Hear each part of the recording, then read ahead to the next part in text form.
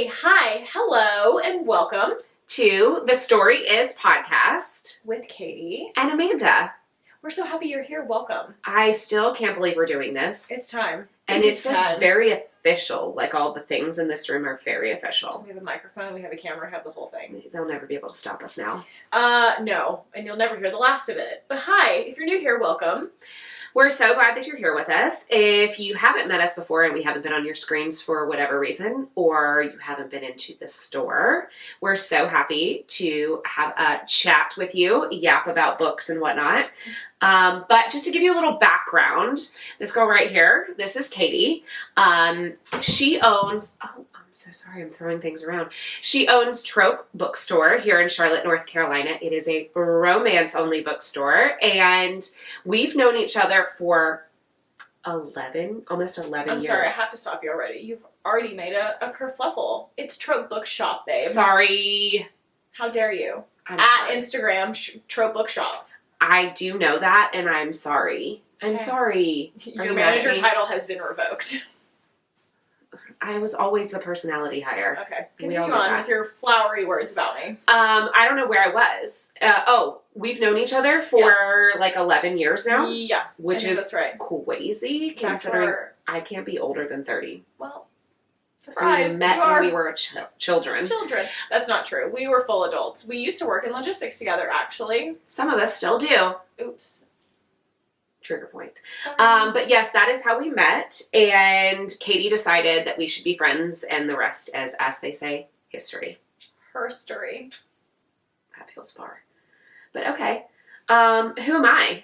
This is Amanda. This is my bestie for the Rusty. We did meet as full-fledged adults, as previously mentioned, at our previous life, my previous life, her current life still. Amanda does still work a 9-to-5 job, sadly, but we're trying, you know. I'm hashtag relatable. Yeah, corporate brawl. But yeah, the man and I have been friends for a long time. We love to yap, and we thought, who doesn't want to hear us yap into a microphone? So here we are. So we got ourselves a sweet setup, and we want to talk about pop culture. We're going to talk about books. Mm-hmm. We're going to talk about fashion. We're going to talk about a lot of TikTok. We're going to talk about lot of TikToks. You know, just the things, the girly things. And we want you to feel like you're on FaceTime with your besties when you come here. When you join us, that's what we're here for. So we're so happy you're joining us. And without further ado, here is The Story Is. The Story Is podcast. Yeah, very serious around here. We do take it very seriously. Very seriously.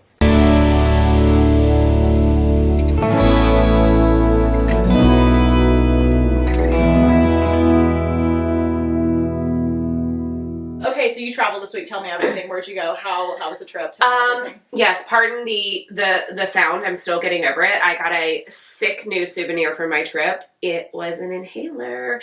But sorry, so inhaler. Yeah. We have a mouth guard. Okay, first of all, night guard. Please get it correct. Sorry, night guard. Sometimes I sleep in my carpal tunnel bracelets? Well, try again. Braces. We mouth tape. The morning shed is a shed, okay? For a reason. You're also well, when you have the time to blow your hair out, you gotta preserve it. No, I know. I'm just saying. Okay. It felt very pointed. Anyways, so yes, I was in Maine for a bit, and then my favorite place on earth, New York City. Of course. Where'd you eat? Anywhere good? Yes, new restaurant to add to my rotation is One White Street. 10 out of 10, would recommend. Mm-hmm. Fantastic. Sit at it's like not an old townhouse, it's a townhouse that they've turned into a 3-story restaurant. So. Okay, sick. What neighborhood? Yeah, Tribeca. Of course. And it is beautiful, stunning, fantastic. Also, Wait, what kind of food? You've not said. A farm to table. So, they have a farm upstate. It's, like a whole thing. Cool. Yeah. Okay. It's giving, Stone Barn vibes, but not so pretentious. Oh, okay. Fantastic. 10 out of 10. Would recommend. So, yes, we can get into it and all the things that I ate and drank and did while healing from the inside out. Well, thanks for asking while you were gone. This is what I did this week. Thank you. Work at the store? I knew you were going to ask. Well, I did do that. College baseball. That has been the only thing that's been on television for the last week and a half. If you've not had the pleasure, I I challenge you, do a quick Google of the Tennessee baseball coach. Coach Tony.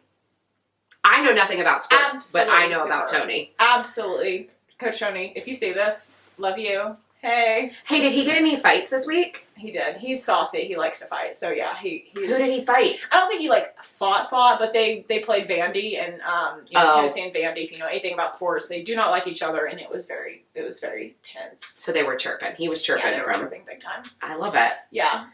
So tell me about what came across your desk this week, because I've got some things to talk about. Okay, great. Let me reference my notes here. Okay. Get us started, if you would. One of the most important things in my life currently is that TikTok has allowed us to post photos and or memes in the comment section as a reply now.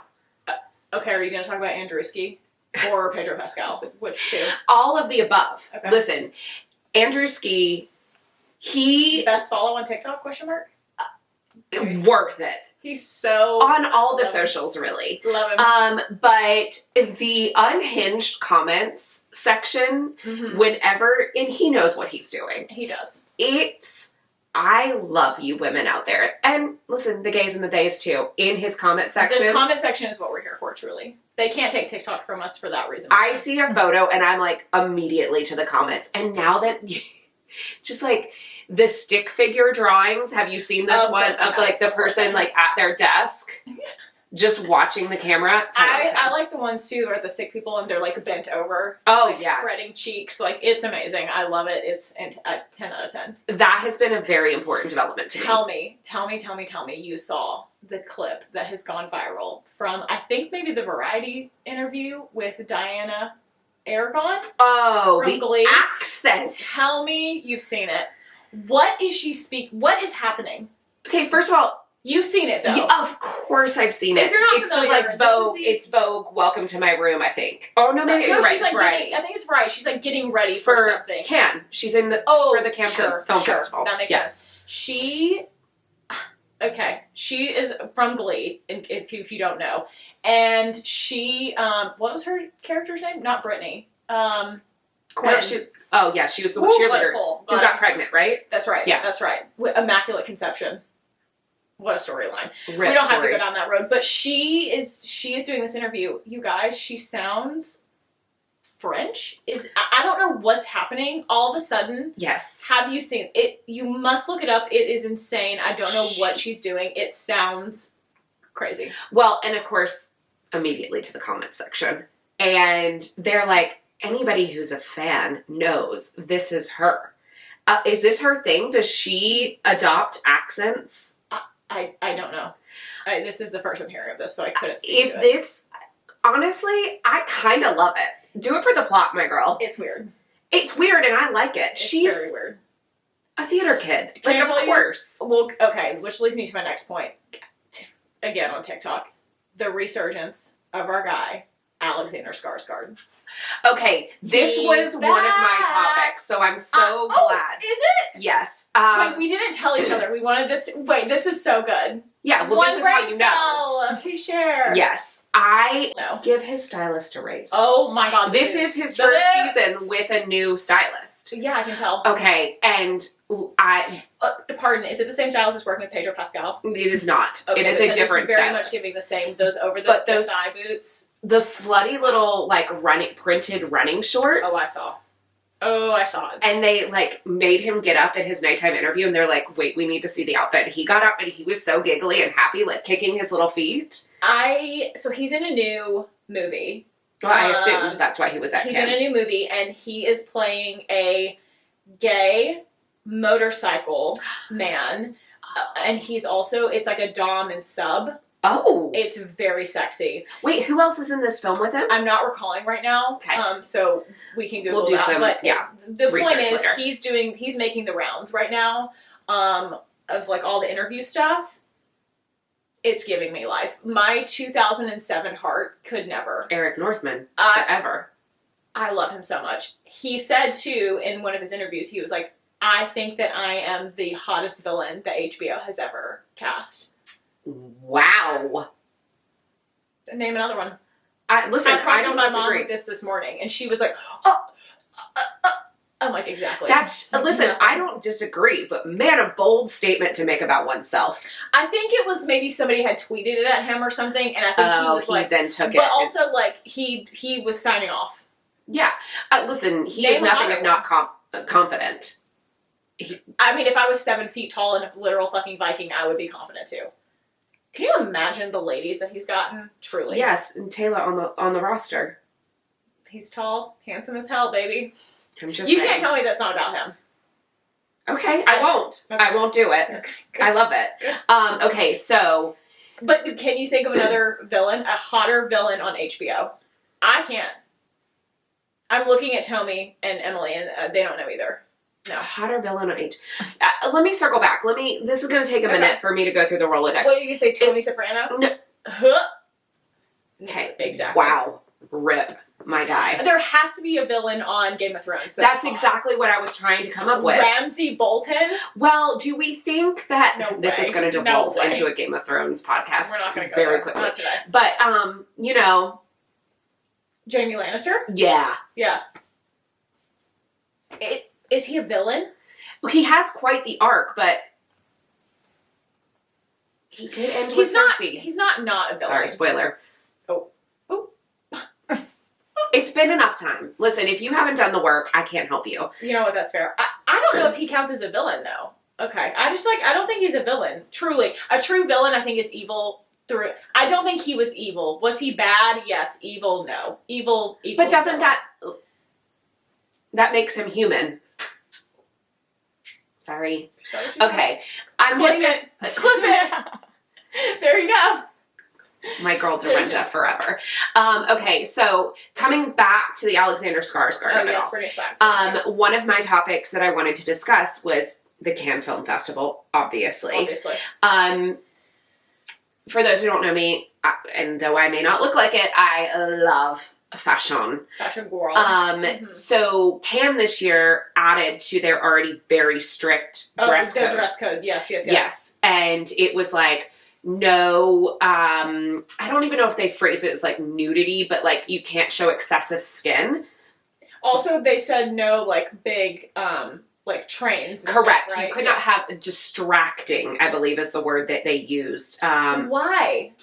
For what reason? This fashion, baby. Like, what do you mean? I don't disagree. I think that there may have been some fits in the past that proved challenging for those there to see the screening, actually to see the film. Oh, I see. Is what I believe that they were aiming for. Got it. I think we may have overcorrected a little too much here. But there has been some discourse online about my man's Pedro. Nothing. No, we will take no Pedro slander here. This is actually a Pedro Pascal stan account. And Daddy would love that. Honestly, he's going to be thrilled. Well, I told Emily that I will know that we have made it if we ever have an interaction with Pedro, even if it's just like a thumbs up, a heart, which he is anything known to do. I know. I'm not saying that there's not a chance. Listen, I'm tagging him left, right, and center on Instagram. I'm determined. Daddy, I will get something. Come close. Okay, so the discourse has been he wore that black like sleeveless moment that was like very cut down the side. And I want to hold your hand when you say this. A moment for the sleeveless. Always. It was so good. A moment for Pedro in anything. Hot. The comment section out of control. Did you also see that he flew commercial from London to Cannes? Why are you asking me this? Of course I did. Of course I did. And then fantastic. You're also going to ask me, did I see the clip of him walking up the stairs where he says, I'm a bougie ass old 50-year-old. Yes, I love it. For this? Yes, I did. That is giving White Lotus energy, but in the best way possible. Is there a way? Not meant for a comfortable life. Does he get cast in a season? I think he's too big now. Is it possible? I think he's too big. We know he's an HBO darling, but I think he's too big now. I think. We can hope. So devastating. I also think that he's not a cold weather guy. I know that The Last of Us gave us some cold weather scenes, but like how do you know this about him? Has he said that? No, I'm just like he's from Chile. Oh, I thought you were saying like he's like said this in an interview. You're just interpreting. Oh no, I just think my man's is a warm weather. So like the next warm weather White Lotus, maybe. But I don't think we know that it's not going to be a warm weather White Lotus, so I just don't think that's possible. Okay. Anyways, again, getting back to my original point, the deep cut under, what are we calling that, sleeveless top that he wore? Muscle tank. Yes. Okay, perfect. I've seen some discourse online that was okay, but what Bella Hadid wore, she was getting flack for from, I don't know if that's the Palme d'Or or whoever puts on the festival. And hers was similarly cut. She looked stunning. Incredible. That was Gap. Was it? No, I'm asking. Oh, no, I don't know. I don't know. Okay, it was a black frock. Tell me, do you know? Was it Gap? I feel like it was Zach posing for Gap. I could be wrong about that. I feel like, but maybe not. She looked incredible. She's also like one of the most beautiful people in the world. If she wants to have her nips out, like, who cares? Free the titties, save the city. But her nips were not out. No. Not even. No. It was just like a low side. There was some conversation again around part of the reason for this like no nudity thing that they came up with or risque was because in years past that's been her like signature is that she goes on. So wait, so we think the rule was because of Bella? I don't know that it was because of Bella, but I think that was part of the reasoning. Interesting. Not to put words in their mouth. Okay. Anyways. It's giving success. Correct. Oops. And that's what everybody was saying. Like, why would it be okay for Pedro to give us a deep moment and not for our girl Bella? You know what? I feel confident that if Pedro knew that this was the discourse that was happening, that he would say, nay, stop it. This is not 100%. Okay. Just like that. Nay, even. I don't know. Listen, I think you would. Lux was on the carpet with him. They're such a good, fantastic sibling. Like truly the pinnacle of siblinghood. I love them. And he just is like so open with how that has shaped his understanding of just like all sorts of different people. Love it. It's so great. Anyways, okay, that was my first topic. Okay, I want to talk about Justin Bieber. The Fenty fold, SZA holding him up. He's not well. It's not good. Well. And I don't want to talk about somebody who's clearly like struggling, but I do want to talk about, for a brief moment, I love SZA. I think she's hilarious. I'm obsessed with her. Yeah. Why? How? We know that he's not doing okay. Why did we think that was the venue? That was a good idea? I'm just a little. He hasn't performed in like 4 years. Maybe longer than that, even. This is also coming on the heels of his comment. Yeah. About his wife. The Vogue. That's tough, dude. It's really bad. It's really bad. I don't understand. His wife is a literal model, and he had the gall, the audacity to say, I told Hales she was never going to be on the cover of Vogue. Why would you say that? Why would you say that? Objectively, your wife is stunning also. Regardless of what you think about Haley, that's another conversation, but like, the woman is stunning. Yes, beautiful. And you told her you're never going to make it onto Vogue? Why would you say that? And then to delete it? We all saw it. It's bad. And then my favorite part was the send-off of, sadly, I was wrong. My guy. What? Sadly, you were wrong? I'm just not sure who's running the PR. Why we're not... I don't know. Taking the microphone away. I just want him well. And I love Bieber. I love him. Yeah. I would say, your girl's a believer. 100%. Bieber fever in my house, I have 3 sisters, if you don't know this, was very high. And it's just been really sad. I feel I feel like we can always tell his mental state by his clothing choices. Oh, yes. Yeah.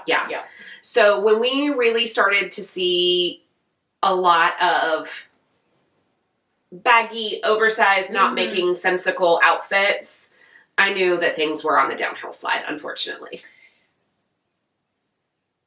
It just like, we all remember like the beanie incident, like it just is bad. Yeah. Bless him. Okay. Thoughts and prayers to Justin. Yeah. For real. I'm not a prayers kind of gal, but if I were, I would give them to him. I feel like somebody needs to help him. And I have said this before, and I will say it again. I do think that there is something weird happening where why folks like Justin or even Kanye are able to get away with their behavior online, where I feel like if they were a female, they would get the Britney treatment, and they would be in a conservatorship. And like, why are these men continuing to like get a microphone? Well, yeah. Yes. Yeah. I don't know. It's just, it's not good. Okay. I'm going to bring it back to something positive in the music industry. Oh, okay. Something else that I'm currently living for on the internet, the All-American Rejects house parties. So glad you brought this up. Oh, I'm so glad you brought this up. Say more. This is for our millennials. Shout out to our millennial ladies. So deeply important to me. So important. Literally the first house party, UCLA, USC, I think it was UCLA. I think so. I called you the next morning and was like, you don't understand how deeply important this is to me. Of course I do. Hello. But I also, yes. Yeah. I am just like a scotch older than you. Mm. And it does feel like this is the only thing that I wish is almost that it was a phone-free environment. Because that would have been... we would never know about it on TikTok. No, like they clearly have their guy, their person there, like filming. Like I think that we would definitely still see it because that is the point. I mean, this is amazing marketing. Like amazing. Yeah, Emily's over here like absolutely it's yes. top tier. I think that we would still see it, but this is like what it used to be. Do you know what I mean? Pre-Snapchat, like all of that. I know I'm old, but this is like what it used to be. And they're in the middle and they're playing and it's like 4 hours before they go on. You like sign up to and they're in the middle of nowhere. Well, I know the LA one was different, but they had like popped up. My favorite ones are the how we've seen every single angle of the same performance from like 6 different people. It's amazing. But my favorite is when they like show the neighbors and they're like in the window like, what is going on? Because they're at like, honey, I think the All-American Rejects are like, it's so good. Also, to circle back to your Justin Bieber in a roundabout way, they did have a concert. It was at a bowling alley. I want to say it was maybe in Michigan. Bowling alley. Yes. Okay. Because they like crowdsource all of these places. Yeah. So they had it at a bowling alley, and they actually stopped the show early because someone needed to have Narcan administered, and Tyson came out and was like, "Hey, listen, we so want to continue on, but life is way more important than this, and like, if you guys can't understand that, we get it, but there's someone who seriously needs help and we're gonna stop the show and like move on." I thought that was a really cool thing to do. Well, it's very much giving Taylor on the Eras tour when she was like, water section, blah blah blah, stop that, she's not doing anything. Yes, absolutely, we love it. Also, Tyson Ritter looks fantastic. Incredible. I don't know what bar of soap that man's washing his face with, because you know that there's no skincare. Yes, certainly Irish Spring. It is working for him. He looks great. He's looks nuts. The same. But I love him. Yeah. He looks the same. And he is a rock star. I mean, he's a rock star. Yeah. I'm like getting a little verklempt talking about him. I just love it. Wow. Okay. Listen, teenage me is thriving in that environment. I told Katie, I was like, I don't know what we have to do to get to one of these, but I will drink from a keg and we will go to a house party. Wow. Says the girl who does not drink beer. Yeah. It makes my belly hurt. I'm sorry. It does. It feels bubbly and floaty and weird. I get it. Just like, oh, gassy. I get it. Well, okay, I think it's time for us to get into our book report. Okay, love it. Yeah. So? I will start us off. I'll kick us off here. Charlie Mitchell, drum roll, has finally finished Onyx Storm. You guys! He's done! Little buddy was stressed. Have you ever watched a man read a book recently? Let's start there. No, famously single. So no, can't say that I have. Okay, great. I'm watching him, and he looks like he is fighting for his life. POV chapters, man. Well, first of all, Charlie is a Papa Trope slow reader. I think he would agree. That is not a read. It is just That is just facts. Yeah. He is not a fast reader. He takes his time. Sure. Watching him read the last 20 pages of Onyx Storm was... Well, first of all, I kept going, are you not done yet? Like, not on purpose, but he is just... Because he reads every single word. He's not like, it's every single word. Anyway, we don't have to... I took a photo of him and posted it. I hope you saw it on my Instagram. I did. He is like, hands in hair, just stressed. Going through it. But I gotta tell you, he was not nearly upset enough for me. Upset enough about which parts? I guess this is a good time to say, too, we're going to talk about a couple of books here, and there will be spoilers, so just know that going in. I think we can maybe put timestamps where you can kind of see where we talk about it, but just going forward, there will be spoilers for books that we talk about. Okay. I think we're safe now. Yeah. So he came by the store on Saturday to drop something off to me, and I said, hey, how far have you made it today? He goes, oh, I just stopped. I stopped. I'm 2 pages into Imogen's chapter. How did he stop? What do you mean? He goes, yeah, I have 17 pages left. I said, why didn't you finish it before you came here? He's like, you told me to be here at 3:15. I'm here at 3:15. I wasn't going to finish because I didn't want to be late. This is also very true of Charles Mitchell. You tell him to be there, he's there on time. No matter what's happening, apparently. The Imogen chapter? That is the chapter that broke me. Know what to say. It killed me. And I just looked at him, I was like, is that not the saddest thing you've ever read? And he was like, I mean, Quinn dies, I guess. I'm like, what do you mean? I was like, that was so devastating. Like, what is wrong with you? Is this an accurate description of how, like, men experience things versus women experiencing things? I don't know. But I just said, I did tell him, like, I just needed you to be a little more upset about this than you are. And I said, I just feel like your attitude about this is that it's not that serious. It's very Sulavu. Very Sulavu of him. Just like, okay. But he said, yeah, I think that's right. It's just not that serious. Words I've never said. It is always that serious. That is the chapter that broke me. You were very upset about Andarna.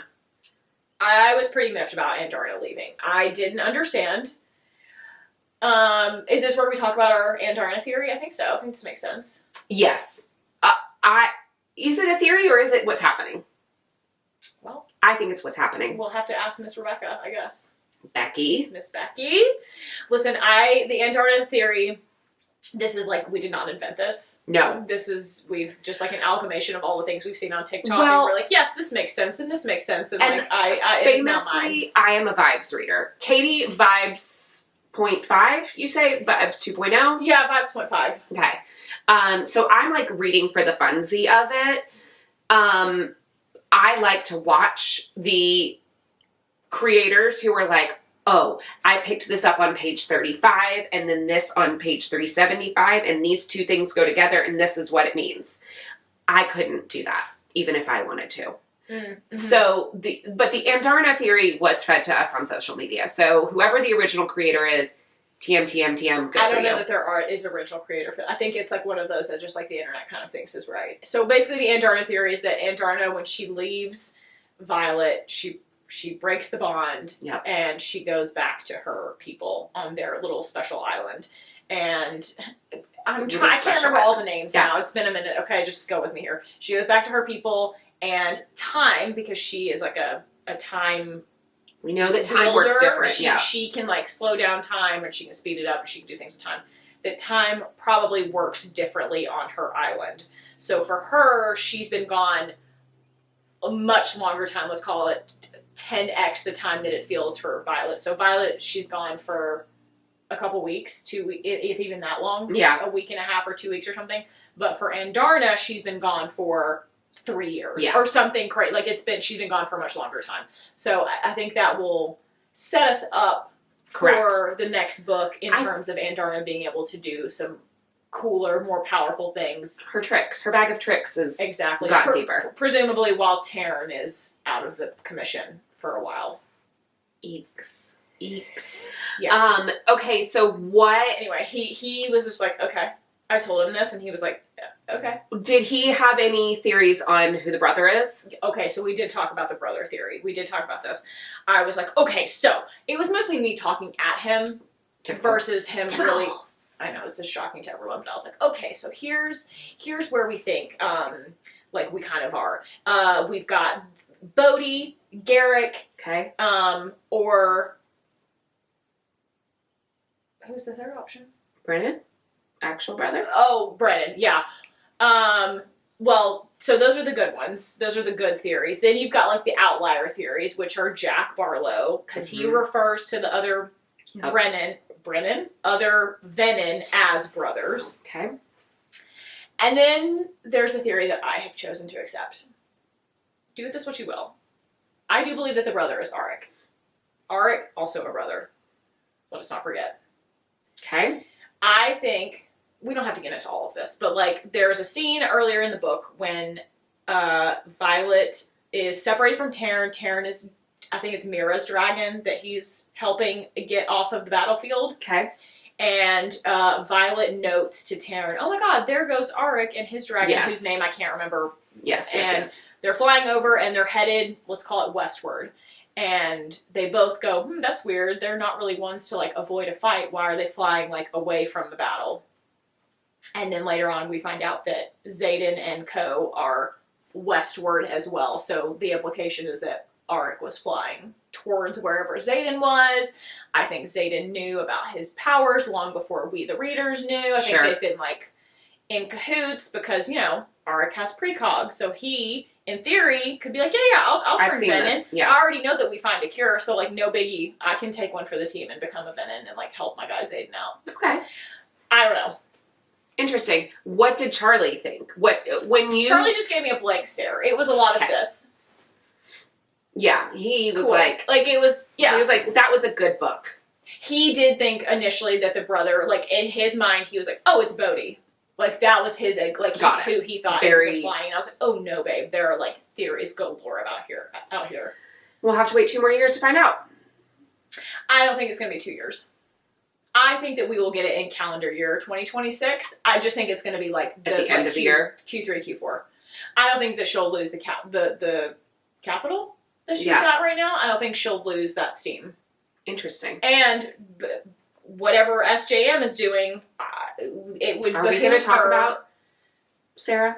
I think we have to. I'll close the loop on that. I think it will behoove Rebecca and team. Because they're not the same publisher either. Correct. Remember, these are 2 different publishers. Yes. So I think it behooves them to keep that steam. Yeah, strike while the iron's hot. That's right. And take advantage of while our girl Sarah is not giving us what we need. Sarah. Why?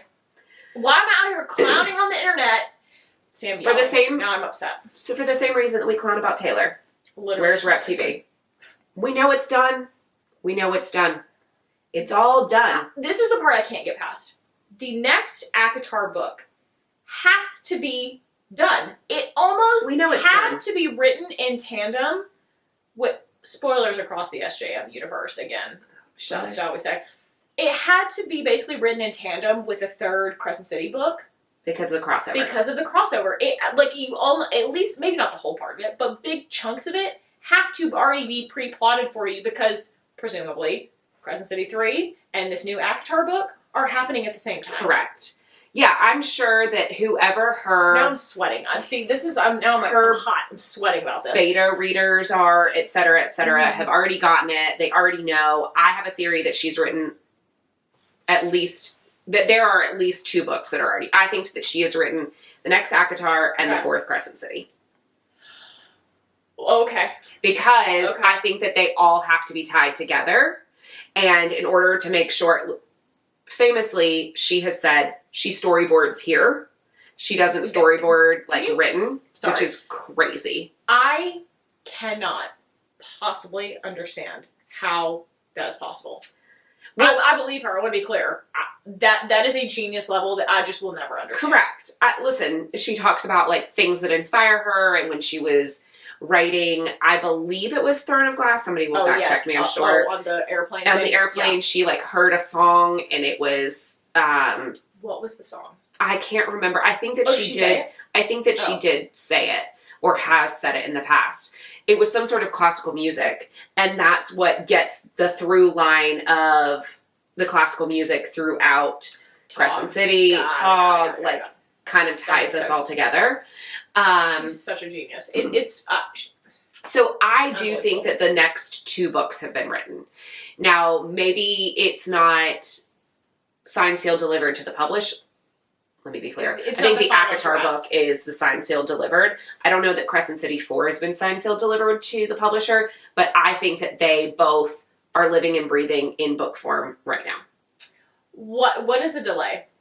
That's the part I'm struggling. Like, why are we delaying this announcement? What does that have? Like, what advantage? Because there has to be a strategic thought behind this. Like, what is the play? What would be the reason? Is it because we wanted to? I don't know. I'm For a while, I thought it was going to be because of the show. That there was going to be something to do with us getting another media form, but I think we've seen that stall, for lack of a better term. I think it's dead. Yeah, well, it's been ACOTAR, at least. Which we'll get into, because I know that we both have feelings about how that can play out and where that should play out, etc. Yeah. But I think that's for a long time why I thought we were waiting on a release date for the next book, is because we were going to get either like a tandem or this is going to drop, and then I want to drive all of the excitement around that to then book 6 or book 5.5, whatever we're calling it. I think it's 5. Book 5. I think it is tagged as ACOTAR 5. I think because Frost and Starlight is a point. Yeah, 5. A novella. Yeah, correct. How many more books do you think that we have in ACOTAR? I think we do 7. Because aren't normally fantasy series like 3, 5, or 7?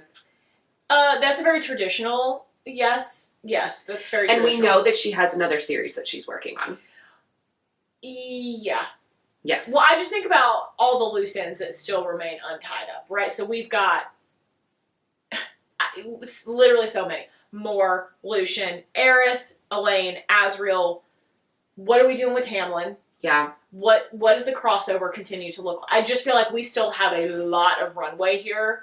I think our initial, this is not a new thought, but the first 3 books are very much Farrah and Tamlin, right? Yeah. Nope. Farrah and Rhys. Mm-hmm. And then I kind of wonder if the next 3 books, the second part of the trilogy 2, or however you want to break it up, is going to be Nesta. Obviously, was the first book. Yeah. Then you've got Elaine, and then you've got more. I guess I could also see a world in which we get 2 more full-length books and then a novella. But to tie it up. To me, that gives you enough pages, but I just think about, we've got a lot of loose ends, and I don't think that we're done with the full crossover with Crescent City. No, but I think we know Crescent City, we feel pretty confident Crescent City is going to be 4, 1 for each house. That's right.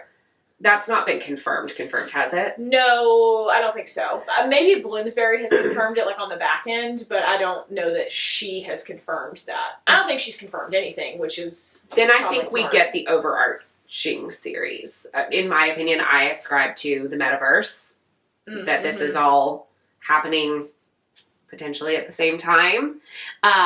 Because she has talked about the next series being of the gods, right? And I think that gives us the origin story of where this all starts. And I potentially think we're done with this world after that series is done.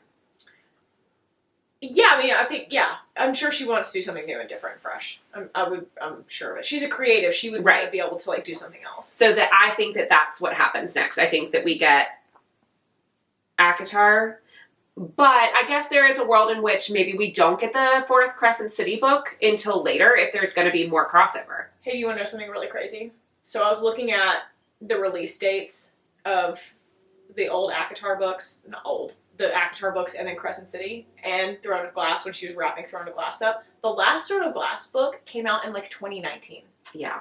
It has not been done for that long. Maybe it's if you subscribe to the fact that it's done. Sure, maybe it's 2018, but not that long ago. She also had a year where she dropped she dropped a ACOTAR book Yep. and a Throne of Glass book in the same year. Yeah.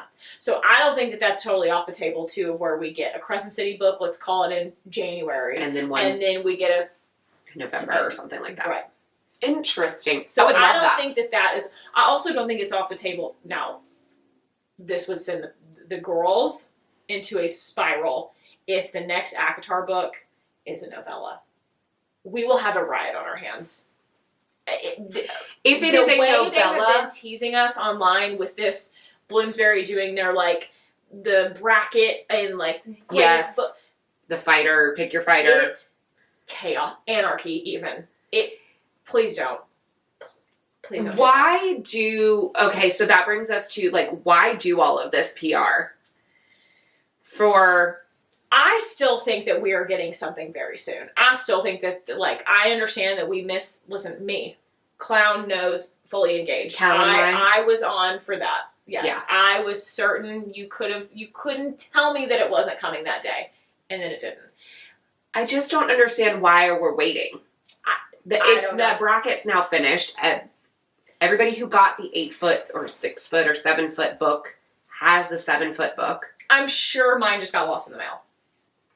Looking at you, Bloomsbury. I'm certain mine just got lost. I don't know why I didn't get one, but that's fine. Can you imagine if we had one? That would just be the backdrop forever and ever. If I got one of those, that you would never hear the end of it.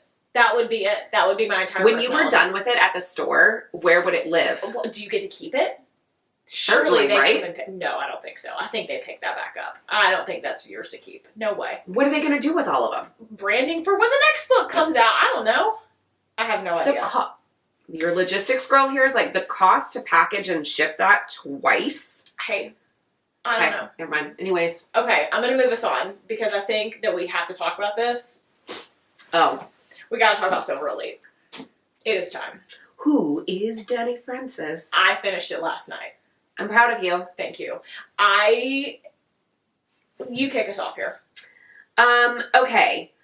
Do you want to talk about the book or do you want to talk about Danny Francis? Or both? I would like to talk about both, obviously. Let's talk about Danny Francis We can't first. talk about one without the other. Let's talk about Danny Francis first.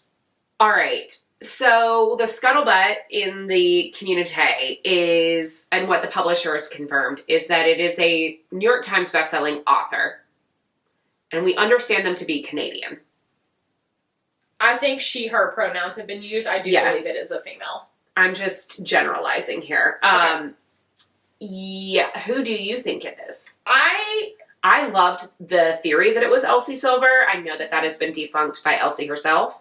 I think that would have been awesome. I think it's someone that's not in the genre. It's a genre. Yeah, no, I agree. I don't think it's a romance author. You think it is like a thriller author? I have no idea. I'm not going to go that far. I truly don't know. I think this is so fun. I would like the record to reflect. I think this is so fun. I am thoroughly enjoying this. This is a very harmless, very fun little conspiracy book talk. Something when I think book talk can get very, very dark and very toxic and can be kind of a scary place. I love this because it is seemingly harmless. It's fun. I love it. Okay. So I actually don't really want to know. I think you don't ever want to know? I mean, maybe later, but like right now, I think this is very fun. Okay. Would you like it to be like the big reveal at the end of the series? Oh, that would be fun. Yeah, I think that could be cool. Okay. That could be cool. I think that's how you do it. If they're able to keep it a secret that long. Because you got to think, how many people know who it is, right? The publisher, the beta. Well, maybe not the beta. Yeah, maybe not the beta readers. It's really the publisher. Yeah, but the publicist, the editor, like there are a small handful. Like the smaller the circle of people who know, the better chance they have to keep it a secret. But realistically, there are 25 people that know who it is. I don't know. I think that they can keep going for a long. They have to do no press for it, which really, I think that's an interesting conversation too. That is, the discourse happening online is about indie authors and like publishing. This got published and took off with almost no marketing. But that's not true. I mean, they marketed it. They sent books to people, but they didn't. Danny didn't do any press appearances. But I think on the back end, you have to think too of like the ARC readers who got this and started posting about it, because we saw ARC reviews about this before it ever came out. Like, those are picked incredibly strategically for people who have huge followings and big audiences. And listen, I get ARC books because I own a bookstore, so I get them. But it's different for me because they're asking me to like sell their product, right? So I'm not here to review their books. I mean, I do because it's fun and I like it. But like, I don't know what that looks like on the other end of like, hey, I may be totally speaking out of my ass here, but they could be asking or telling these reviewers to do anything, like to not review bomb, the opposite of that, where they give really, really good reviews for something that maybe they didn't love. In turn, you get ARC books for life, or, I don't know what that looks like. So I don't know. I think it's challenging the traditional method of marketing a book, though, for sure. Because, again, there was no book tour, there was no press tour, there was none of this. It's just, here's the book. You've got, obviously, the influencer community, which is happening regardless, right? Like, indie authors certainly want to get their books in the hands of these same influencers. They don't have quite the same reach. Sure. But everybody wants that. But I think there's marketing that, like, hidden marketing that goes into this stuff that, like, we don't know. Like, when you're scrolling TikTok or you're scrolling Instagram and you come across something now, you're like, come across it naturally. Well, it's not natural, right? That's a planted advertisement, which I think that they got. But you're right. How is it that this book that seemingly had no press, quote unquote, there's no author, they're not doing a tour, they're remaining anonymous, but they still have a huge publisher behind them that is spending a lot of time and a lot of money. And I think the discourse about this is that they can make anything a hit, even if it's not very good, which I think is like kind of what's happening. Sure. Because they sold a lot of copies. I can attest, I sold a lot of copies of this book. But I liked it. I don't think it's getting a lot of hate, and I don't think it's justified. I think that, again, vibes reader. Mm-hmm. I thought the vibes were good. I thought the barrier of entry was very low in terms of understanding a world, a magic system, etc. Sure. Which for me is very important because I'm not a high fantasy reader. I will say that I'm not a romantasy reader. Katie makes fun of me all the time because she's like, you read them all, which is fair. But I am not, like, I wasn't your Lord of the Rings girly. Like, I'm not learning to speak Elvish. Like, that is not, if that's what I got to do to get into your book, it's just, like, not for me. But I think that if you're looking for a good time, this is a good time. Okay, let's back up for a second. Let's back up. What's your overall star rating? 1 to 5. I'd probably say 3.75. Okay, same. Yeah, I think same. Yeah, Chili pepper scale 1 to 5. Like a 2. Hence why I think that it was not a romance reader, because I don't think that the romance in this book or the spice was super well written. I agree. Until it was confirmed that it was a woman, you could have told me that a man wrote that. Wow. I think that it. Okay. I think that it could have been a man. Okay. We know it's not now, but I don't think that the yearn was like. No, with not nearly enough yearn. And that is also. I don't think that the man is written that well. We get nothing. We get nothing from him. He gives us face, which he's hot. Yeah, hot. We get it. He's a hot man. Yeah, chiseled abs, good looking. We get it, but there's not We ladies, we like a little more in our books. Because listen, we can see a hot man on the street anywhere, but are they going to give us these like dope ass lines? No. Which is why I was like, I think a man could have written it. Right? No, I'm. It felt his character is 2-dimensional, a little flat, flat. Yeah, he's not going to make the book boyfriend list, but it's fun and interesting, and I also think that the dystopian part of this was a little oversold. Misleading. That's exactly what I was going to say. Yeah. This is not a dystopian book. It gives more post-apocalyptic. Yes. Which I do think is different. Because obviously something has happened, like traumatically in this world. Yeah, they talk about like a nuclear bomb going off. Yeah, post. I don't think that that's what they call it, but that's essentially what has happened. Yeah. Nuclear warfare has essentially happened. And then there is, it's so the nuclear or nuclear-esque, the big red button was hit, and then post that, the fallout from that, obviously, they talk about it being 7 continents, so it's very our world, but not, because the radiation is what then mutates, yes. Modify the mods. And then Correct. there is a great war that they speak of for the resources after. Correct. That's the only, like, dystopian portion of that. Yeah, I don't know. It just doesn't feel quite like the right word. I don't know what the word is, but I don't think that's it. It also, to me, reads very YA. Yes. But then they were like, but let's make it adult by adding that they have sex. So listen, Hunger Games is YA, and I love it. So that's not a shade on this. That to me, that is just how it kind of reads. I also predict, again, spoilers for the whole book here.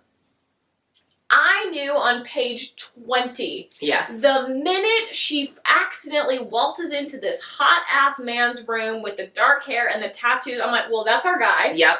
And that's Wolf. I instantly knew so the reveal of him, Cross, being Wolf, that's not a reveal. Yes. We knew that the entire book. If I got it early on, then it wasn't that. If your vibes shocking. reader is like clocking that, we were too heavy-handed. Now, Shield of Sparrows, however, okay, we're gonna spoil this. I'm not because you haven't read it. I'm gonna put a pin in that one. We're gonna discuss this at a later time after you finish it. Okay, thank you.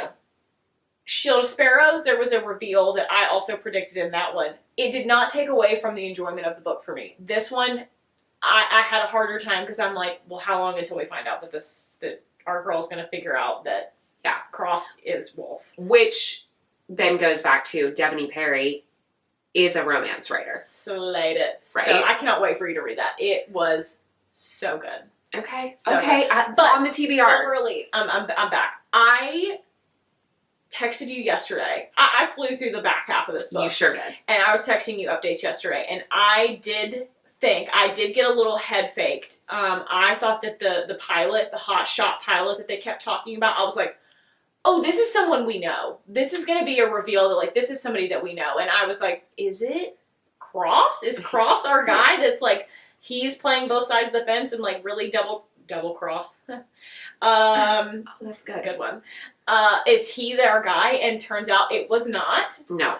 And it was someone else. Yes. And that was a good twist. Was a pretty good reveal. I won't say who. I won't, like, totally ruin the whole book for everybody, but which kind of makes me wonder if maybe it was heavy-handed because it was purposeful that we were supposed to make the connection. I mean, I guess there's a world in which we were supposed to figure that out. Maybe. I mean, it was, no joke, I was on page 20. And I'm like, oh, this is a bummer that I feel like I've figured this thing out that, like, is, I think, supposed to be a big revelation later on. It was for the female main character. I also, her friend, Liddy. Oh, Liddy. Yeah. I was like, Tanya? There's Liddy, Tana. Tana. That's her girl from hometown. That's her hometown bestie. No, Liddy, catch these hands.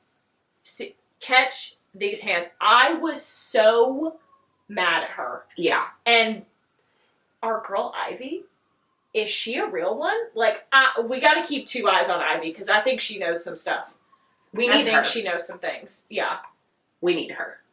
Listen, little brother, though, he's a problem. Woof. Okay, so we've got Ro, which is the little brother. Yeah. We've got Cross, which is the middle brother, which is our MMC. And then his older brother, Travis? What? Very strange. Oh, speaking of the names, did you see the discourse online about, because there's been Shield of Sparrows and Silver Elite came out on the same day. Yes. Both And very hyped. Very hyped. And there are some character names that are exactly the same. No. And so people... Oh, you don't... Because you haven't read it. I haven't read Okay. it yet, so I'm not... So my there's phone hasn't picked that up yet. So there's another character in Shield of Sparrows called Cross. Oh. Like a main character? Yes. Oh. There is also a Xavier, main character. Okay. And there's one other one that I'm not remembering right now, but there were 3 of them. Which But are those not the like two biggie- common names. Right, so now people are like, is Danny Francis also Devony Perry? I'm like, why would she do that? No. That doesn't make any sense. Also, dear readers, Danny is not Sarah J. Maas. Stop it. No, please. It's not Sarah J. Maas. If you think that, you haven't read the book. The book is... It's not Sarah J. Maas. It's not. No matter how That's you a nice feel way to about say it. Sarah. It's not. No matter how you feel about her. It's also not Colleen Hoover.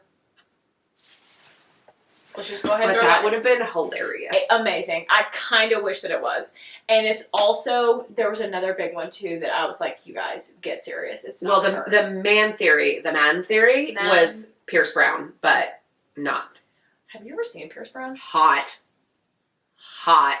He writes the very, very, very popular series Red Rising, which if you've not read that, fabulous. Absolute, it's a yes for me. It is a true sci-fi though. Yes. Like sci-fi, we're fully in space, like sci-fi. That's hard He for me. is hot. Yeah. Total side note. Have you seen the TikTok of him where he like somehow ended up at kind of a romantasy con? And he was yes, like... of course, and everyone was like, who is this man? And I was like, this is genius marketing. Because he's Um, hot and he is a writer? Absolutely. Okay, so your final thoughts on Silver Elite. You say yes, it's worth a read? Yeah, I think so. I agree. Very fun. It's going to be a series. 100%. You know... We also have to get on board for who is Danny Francis. Like, now we're on this, like, and maybe that's part of it. Yeah, and I Maybe. think, again, assuming that this is not a romantasy/romance writer, I do think that there is something to be said for kind of gutting it out on book 1 because the likelihood is things are going to get better. I think. Okay. I'm choosing to be No, optimistic. I think you're probably right. You're going to Yeah, get some I think you're feedback from obviously the audience as well as your Mhm. publisher, etc. And Oh my god, before we wrap up, we have to ask, I didn't even think, casting call. Who are you casting as Odessa? We'll just do the 2. We'll just do the FMC. The FMC. Who are you casting as Odessa? I was like, that's that's from not- Shield of Sparrows. Yep. Sorry. Who are we casting?